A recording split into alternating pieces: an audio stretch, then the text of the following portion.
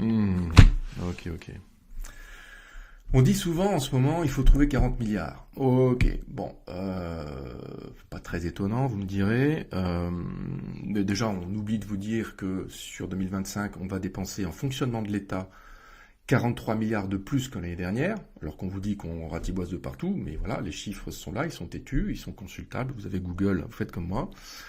Mais je voulais faire un clin d'œil concernant une idée là qui a émergé dans le concours Lépine des idées fiscales, c'est de rembourser moins en assurance maladie en fonction du revenu. Donc les gens qui gagnent beaucoup d'argent, on leur donnera moins en remboursement.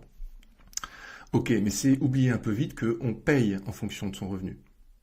Donc cette équité sociale, elle est déjà présente à la base.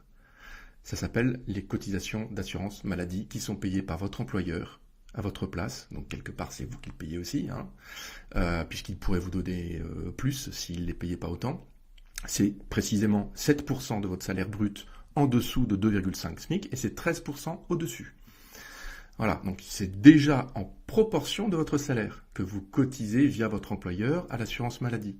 C'est en proportion de votre salaire et en plus, il y a une escalade en fonction de la tranche de salaire. Donc c'est doublement équitable socialement.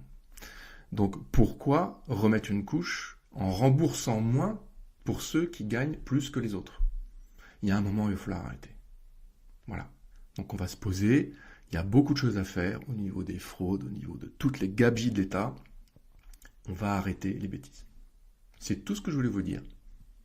À bientôt.